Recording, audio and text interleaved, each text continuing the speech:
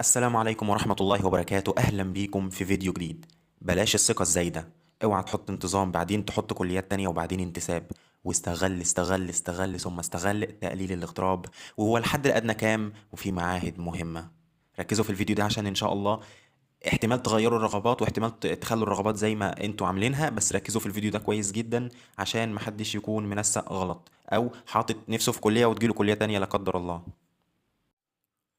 طيب سريعا كده وركزوا في كل كلمة الله يبارك لكم.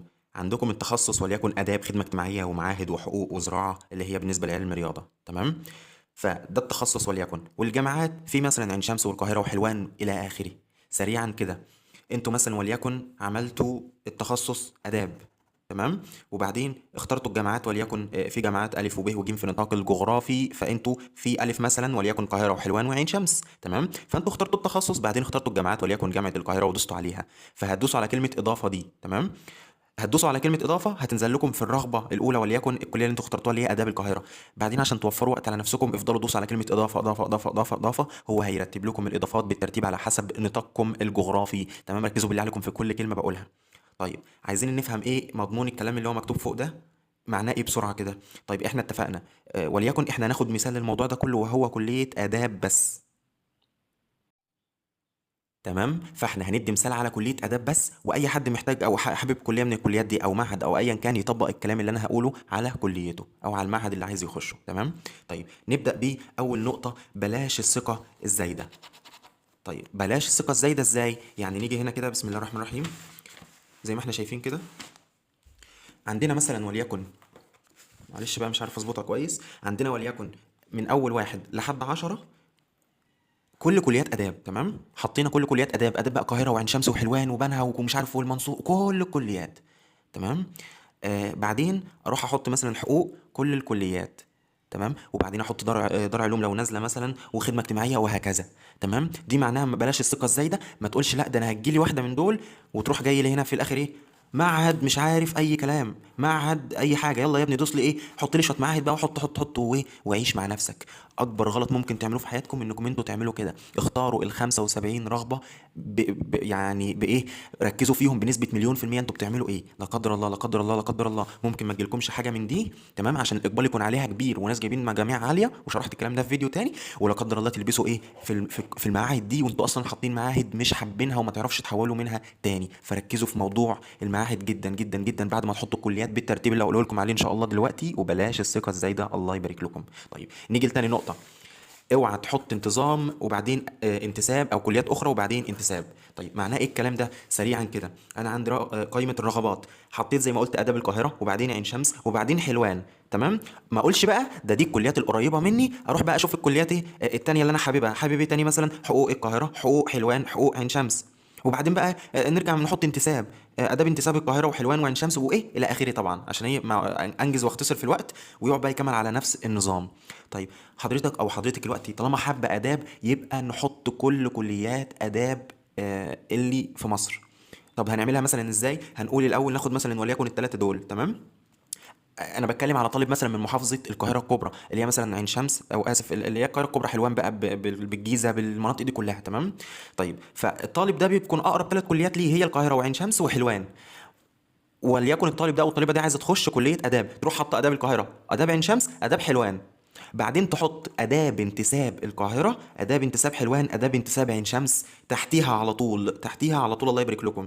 ما يروحش يحط اداب اللي هو اقرب ليه وبعدين يحط حقوق اللي اقرب ليه وبعدين يحط اداب انتساب وبعدين كليات بعيده وحاجات انت كده بتلخبط الدنيا. عشان تضمن ان شاء الله او انت تضمني انك تيجي المكان اللي انت قريبه فيه او على الاقل تبقى حاطه في اول الرغبات حاجه ان شاء الله لو جت هتكون فتحه خير. فاحنا نبدا بالاداب وليكن الانتظام بعدين الانتساب. وانا سمعت ان هو ينفع الطالب يحول من انتساب لانتظام في السنه الثانيه تقريبا ويجيب تقدير يعني عادي، تمام؟ الدنيا هتكون سهله ان شاء الله. والفرق بين انتظام وانتساب بيبقى الانتساب مبلغ وليكن عالي شويه عن انتظام، حاجات كلام تافه يعني، تمام؟ فركزوا الله يبارك لكم، اوعوا تحطوا انتظام بعدين كليات غير الكليه دي وبعدين انتساب. ولا قدر الله لا قدر الله ممكن كليه من الكليات دي تجيلكم وانتم مش حابينها قوي، عايزين اداب، ما تروحوش تحطوا لي اداب القريبه منكم بعدين اي كليه وليكن بلاش حقوق اي كليه تانية، تمام؟ ما اقصدش حقوق ككليه يعني، تمام؟ طيب وبعدين ايه حاطين كليات تانية فممكن تلبسوا في الكليات دي تمام، وانتوا اصلا عايزين اداب اللي انتوا حاطين لي نصها فوق ونصها تحت. فدي كانت تاني نقطه، استغل او اوعى تحط انتظام ثم كليه اخرى ثم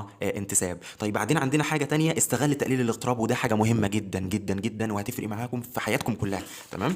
طيب يعني ايه بقى استغل تقليل الاغتراب؟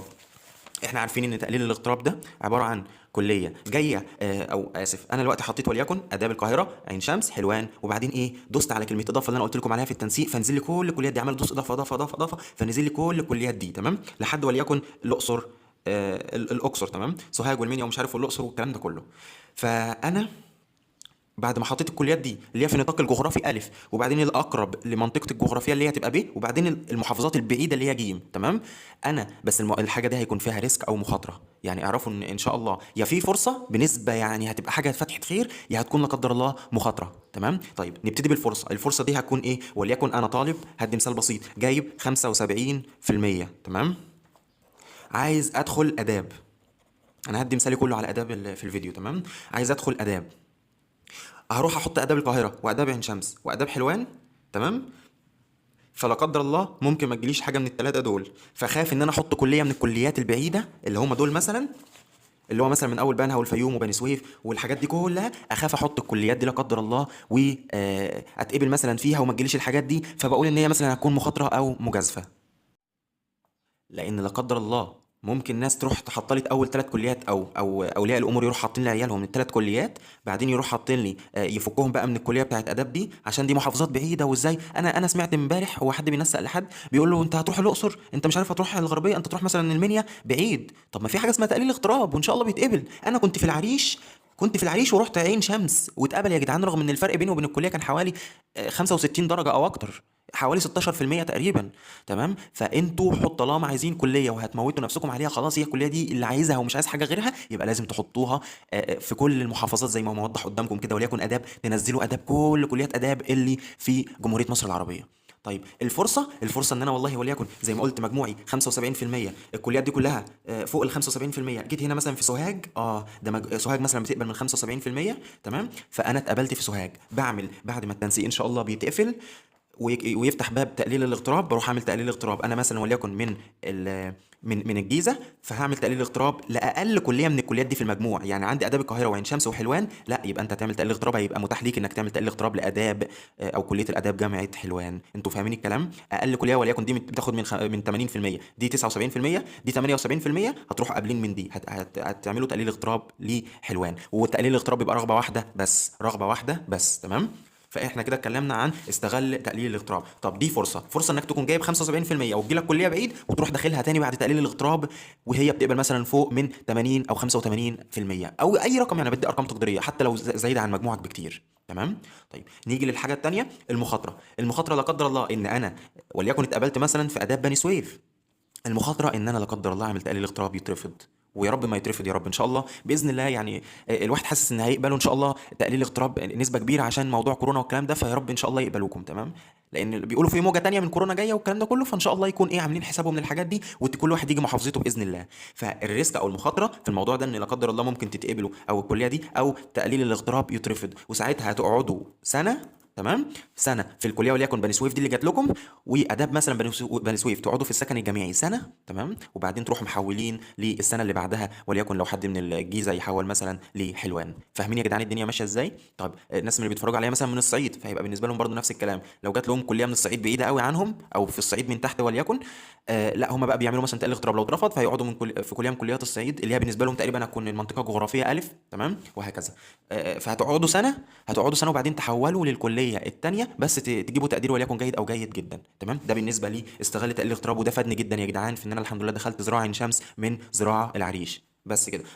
وعشان بس برضو تعرفوا اهميه الكلام ده، زراعه عين شمس كانت في السنه بتاعتي 86 تقريبا و 4 من 10 وليكن، او 6 من 10 مش فاكر، او كانت تقريبا 84 و6 من 10. تمام، وعندنا اللي هي جت لي انا حلوان دي، او اسف العريش دي، كانت 67 على ما اتذكر و8 من 10. فشوفوا انا دخلتها بدي ورحت الحمد لله بفضل الله دخلت الكليه 84 و6 من 10، رغم ان انا كان مجموعي كله على بعضه حوالي 68%.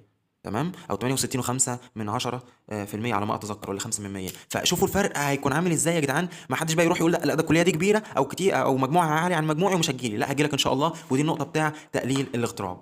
او اسف بتاع استغل تقليل الاغتراب. هدخل كلية ايه؟ لو سمحت، انا جايبة 73%. هل كذا هتجيلي؟ لو سمحت انا جايب كام كذا في المية، هل دي هتجيلي؟ انا اعرف منين؟ طيب تنسيق المرحله الثالثه سريعا كده وليكن، وبدأ انا دي كلها امثله افتراضيه، من 50% ل 79%. تمام. طيب هدخل كليه ايه؟ هل دي هتجيلي؟ طب الحد الادنى كام؟ مفيش حاجه اسمها الحد الادنى كام. طالما تنسيق المرحله الثالثه لسه ما ظهرش، او نتيجه التنسيق ليكم ما ظهرتش، محدش هيعرف ولا كليه من الكليات اللي جايه لكم دي الحد الادنى ليها كان كام في المرحله الثالثه. فاهميني ولا لا؟ طيب دلوقتي دول طلاب المرحله الثالثه مجتمعين كلهم. تمام. دول نسبه مثلا وليكن كبيره منهم جايبين ايه 75%، هيقدموا على اداب القاهره، فبالتالي فرصه ان ناس تانية غير الناس دي تقدم على اداب القاهره هتترفض، وهيجي لها مثلا وليكن اداب عين شمس، اداب حلوان، وهكذا.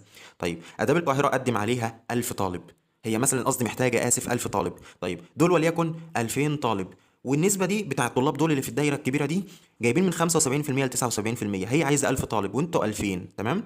هتروح واخدة 1000 طالب منكم اللي جايب مثلا 79 ثم 78 ثم 76. تمام. دول مثلا وليكن 1000 طالب تروح واخداهم. طب اللي جايب 75 لا ينزل على الكلية اللي بعدها وليكن آداب عين شمس. تمام. وهكذا بقى امشوا بقى بنفس النظام. طيب باقي الطلاب التانيين مثلا شويه يقدموا على حقوق، شويه مثلا يقدموا على خدمه اجتماعيه. بعدين ايه الطلاب اللي بيحطوا رغبات كتير للكليات والكلام ده كله ما بيجيش بيبتدي بقى ايه يجي لهم المعاهد، او الكليه بتوديهم معاهد.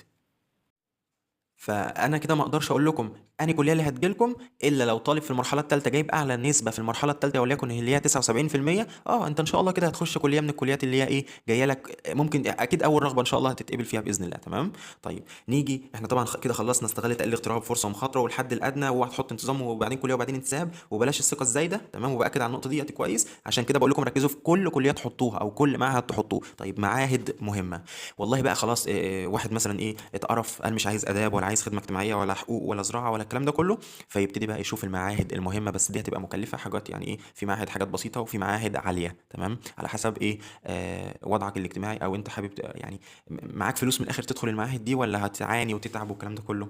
طيب بالنسبه للناس اللي كانت عايزه زراعه، لو حد من القاهره في جنب كليه زراعه المعهد هو كان حاجه اسمه معهد تعاون زراعي حاجه زي كده. تمام. في بقى كذا في كذا تخصص، لو حد عايز يقدم على المعهد ده انا ممكن اقول له ان شاء الله يبقى يعمل ايه، بس ايه مش عايز اخد في المواضيع دي عشان الفيديو ما يطولش زياده عن كده. في معاهد مهمه يا جدعان، في معاهد مش عارف تكنولوجيا ومعلومات، وفي معاهد عليا كذا وكذا على حسب انت مقدرتك كام والمعهد ده، وفي معاهد مثلا بيدخل كليه هندسه. فاهمين؟ فاللي كان مثلا نفسه في كليه وعايزها تجيله زي ما قلت كده اختصارا يحط كل الكليات اللي هو عايزها في اول في اول ايه الرغبات كلها ولو مش عايزها مثلا تجيله بعيده وعايز يجيله كليات قريبه، فليكن يحط مثلا 3 كليات اللي انا قلت عليهم، مثلا اداب القاهره وعين شمس وحلوان انتظام، بعدين اداب القاهره وعين شمس، وبعدين يحط ايه باقي الكليات. يلا سلام عليكم.